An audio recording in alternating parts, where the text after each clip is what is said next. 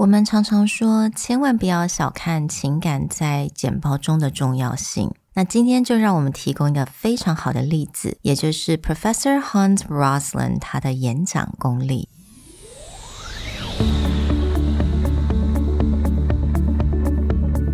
Hello， 欢迎来到 Executive Plus 主管与沟通力的 Podcast。I'm Sherry, an educator, certified coach, and style enthusiast.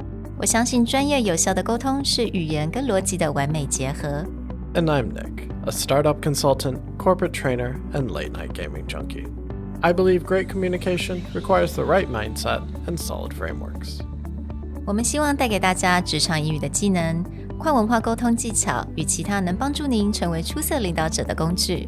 Join us each week as we share our experience, research, and methodologies to take your communication and language skills from good to great.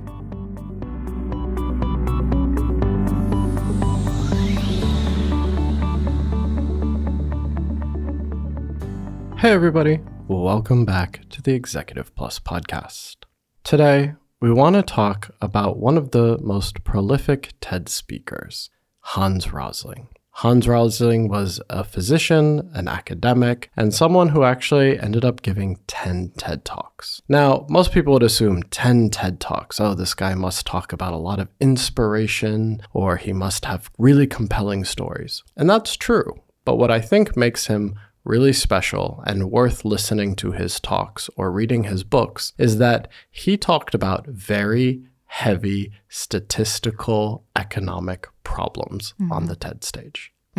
那我觉得听 Hans Rosling 他的演讲让我想起好像以前大学的时候，就是某一些特定的 professor， 你会觉得上他们的课特别的开心。而且我觉得你如果看着他所有的 TED Talk 的 video， 你会发现台下的听众的那个 reaction 真的很有就是被感染的那种感觉。So what I loved about how he gave a talk is that he just exudes passion and his love for the topic that he was talking about.And that is definitely the first lesson we want to bring. I think there are a few things we can definitely learn from him. But if you take away nothing from his talks, except for one thing, is that when you are truly passionate about a topic, it shows. But what I think really separates him from other people who are passionate about it is his passion doesn't just stop in that he is on stage and passionate about what he says, is that he's so serious about bringing the things he loves to the greater world that he really hones how to talk about these very difficult topics.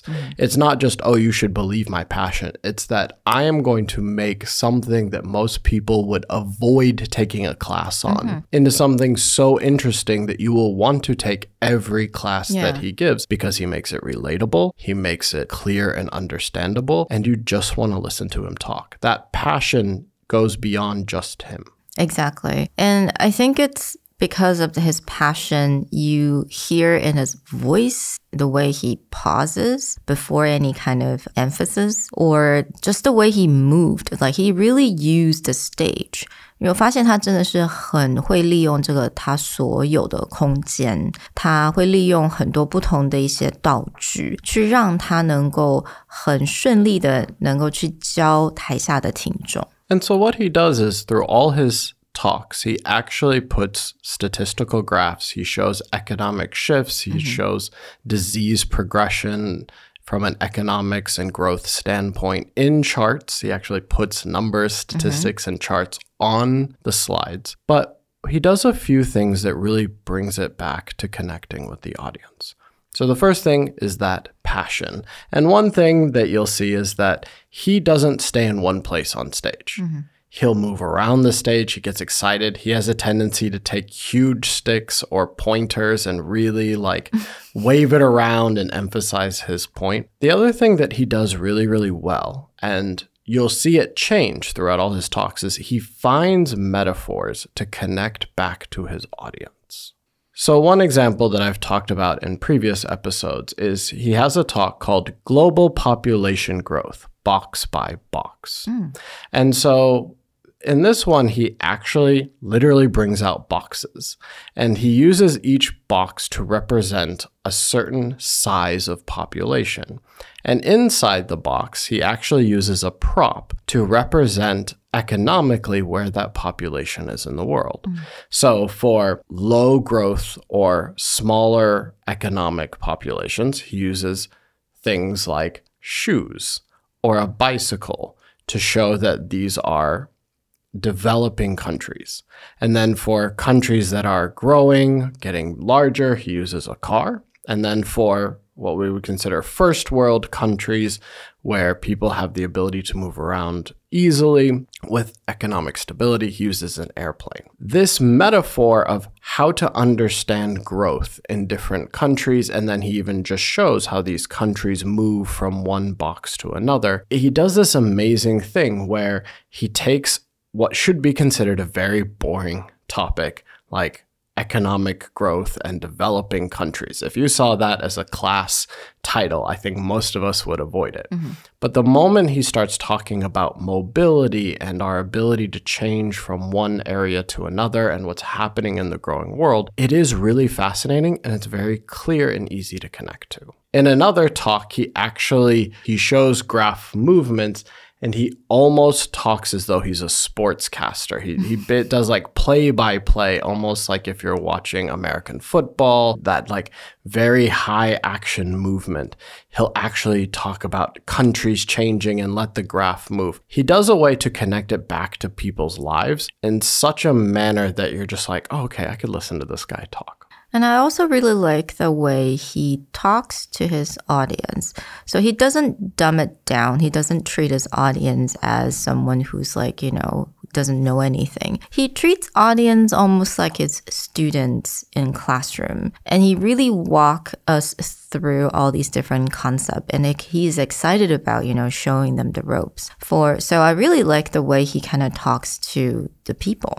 This makes a big difference. A long time ago, we talked about Wired magazine. Their YouTube channel does something, the 5 stages of explanation. Right. And in that, it's a very similar thing, is where actually the best people who can explain, let's say, to an elementary school student or a high school student, they don't dumb down the concept. They don't shy away from how complex or how difficult it is. They just find a way to talk to the person at their level.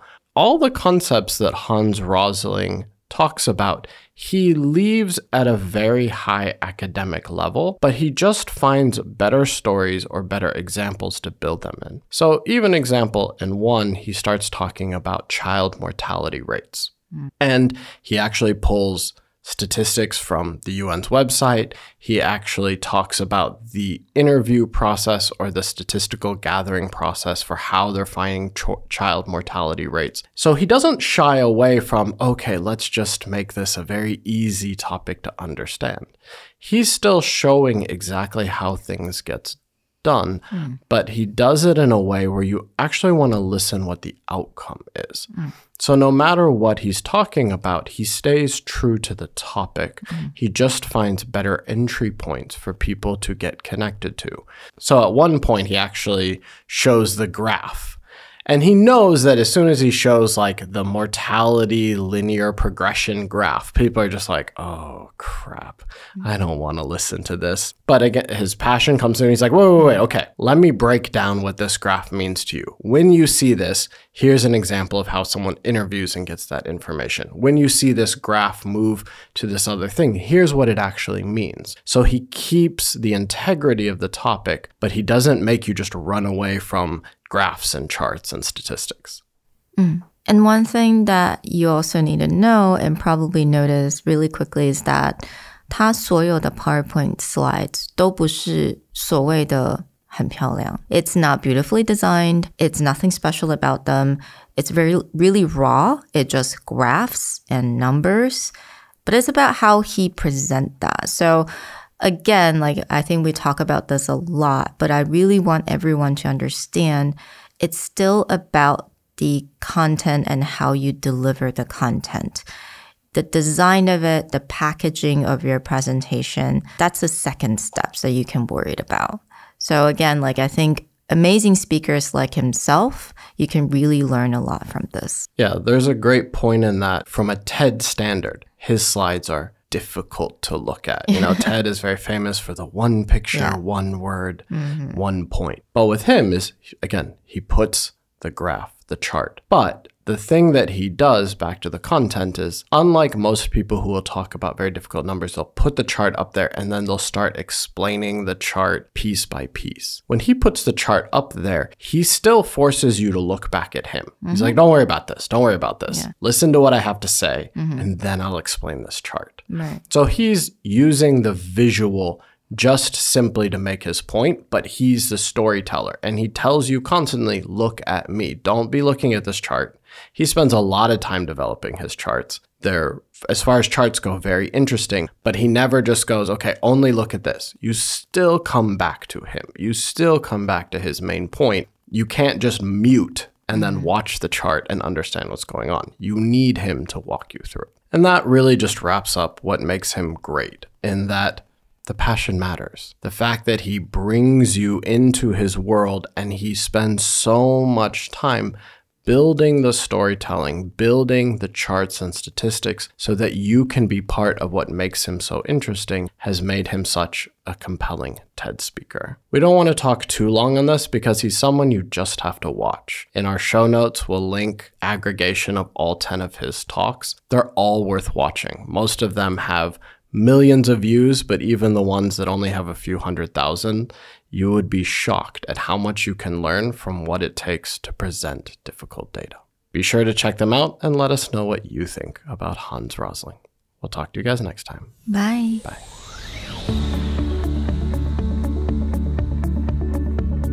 The Executive Plus podcast is a Presentality Group production, produced and hosted by Sherry Fang and Nick Howard. You can search us on Facebook, 主管英文 Executive Plus. You can also find us on Instagram, Communication R&D, and email us at sherry@epstyleplus.com.